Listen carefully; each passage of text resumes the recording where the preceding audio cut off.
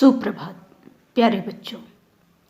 सदाचार उपदेशः नामक पाठ को हम पढ़ रहे हैं, जिसमें 6 श्लोकों का हिंदी अनुवाद हम देख चुके हैं। आज हम 7वें श्लोक से लेकर 12वें श्लोक तक के हिंदी अनुवाद को देखेंगे। इसे ध्यान से देखें। अक्रोधनः सत्यवादी भूतानां विहिंसिकः अनुसूयर जिह्वाश्च शतं वर्षाणि जीवति। अक्रोधनः अर्थात जो क्रोध नहीं करते, सत्यवादी च जो सत्य बोलते हैं, और भूतानां विहिंसिकः भूतानां भूत यानी प्राणी जीव, और जो व्यक्ति जीव मात्र के प्रति प्राणी मात्र के प्रति अहिंसा का भाव रखते हैं। अनुसूयर जिह्वाश्च जो व्यक्ति कुटिलता से रहित होते हैं, यानी जिनके मन में कुटिलता, कपट, छल, दंभ ऐसी चीज़ें नहीं होती हैं, और अनुसूयर और जो दूसरों की निंदा नहीं करते हैं, शतं वर्षाणि जीवति ऐसे व्यक्ति 100 वर्षों तक जीवित रहते हैं। फिर से इसके भाव को देखेंगे कि अक्रोधना क्रोध न करने वाला, सत्य बोलने वाला, प्राणी मात्र के प्रति अहिंसा का भाव रखने वाला व्यक्ति, और जिसके मन में कुटिलता का भाव नहीं है, यानी छल, दंभ, कपट इत्यादि भाव नहीं है, और जो दूसरों की निंदा नहीं करता, वो 100 वर्षों तक जीवित रहता है। अकीर्तिम विनयो हन्ति। अकीर्तिम अकीर्ति यानी अपयश। अकीर्तिम विनयो हन्ति हन्त अनर्थम पराक्रमः यानी विनयशीलता व्यक्ति के अपयश को नष्ट करती है। हन्त यानी नष्ट करती है, विनयो यानी विनयशीलता, अकीर्ति यानी अपयश को, कि अपयश को विनयशीलता नष्ट करती है। हन्त अनर्थम पराक्रमः और अनर्थ को पराक्रम नष्ट करता है। हन्त नित्यम क्षमा क्रोधम व्यक्ति के अंदर यदि क्षमाशीलता का भाव है, यानी व्यक्ति क्षमाशील है, दूसरों की गलतियों को क्षमा करता है, तो क्षमाशीलता का भाव क्रोध को नष्ट करता है। आचारो हन्त्य लक्षणम और सद आचरण हर प्रकार की बुराइयों को नष्ट करता है। यानी फिर से देखें, अपयश को विनयशीलता नष्ट करती है, पराक्रम अनर्थ को नष्ट करता है, क्षमाशीलता क्रोध को नष्ट करता है, और सद आचरण हर प्रकार के बुराइयों को नष्ट करता है। अभिवादनशीलस्य नित्यं वृद्ध उपसेविनः।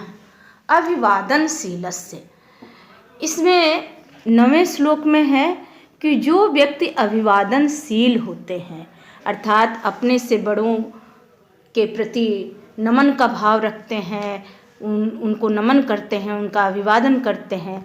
नित्यम वृद्ध उपसेविनः और नित्य प्रति वृद्धों की सेवा करते हैं, वृद्ध जन की सेवा करते हैं।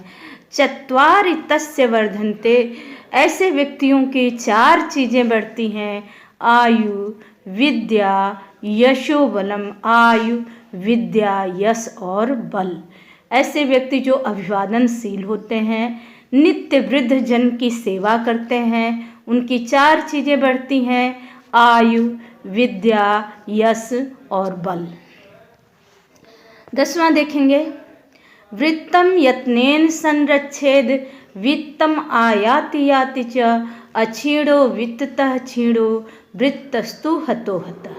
मनुष्य को वृत्तम यानी चरित्र और वित्तम यानी धन।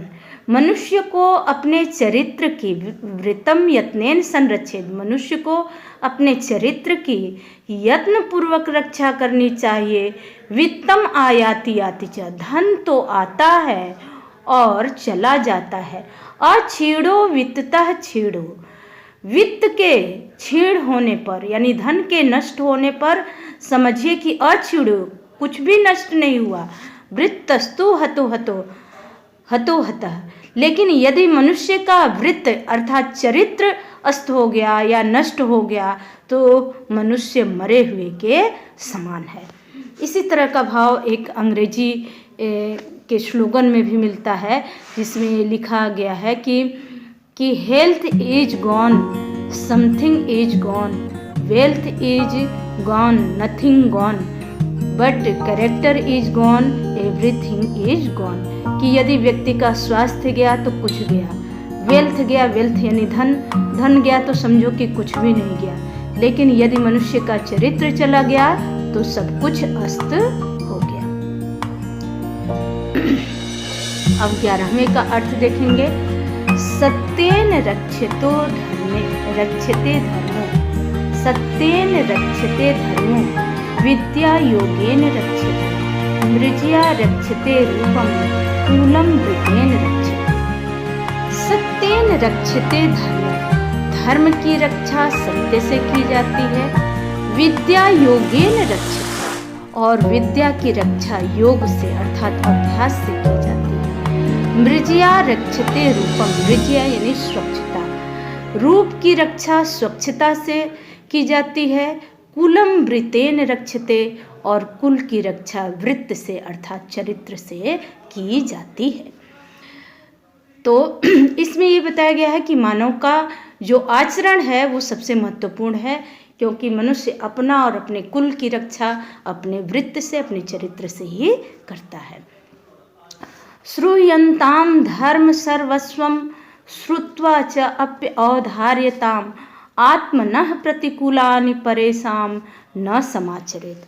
12वें श्लोक में यह कहा गया है कि मनुष्य को धर्म का सार सुनना चाहिए। श्रूयन्ताम धर्म सर्वस्वम, यानी कि सभी धर्मों के सार को सुनना चाहिए।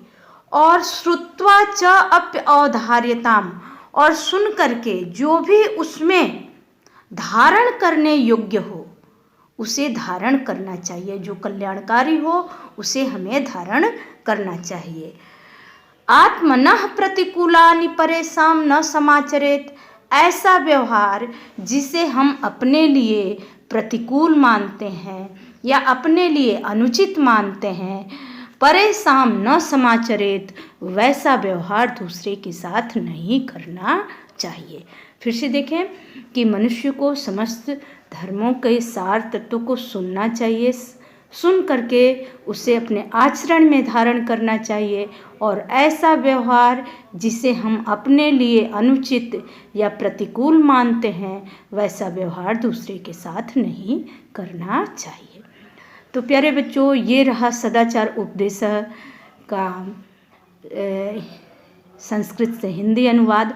आप इस पाठ को बहुत ध्यान से पूरी निष्ठा के साथ पढ़िएगा, आपकी वार्षिक परीक्षा की दृष्टि से बहुत ही महत्वपूर्ण है। धन्यवाद।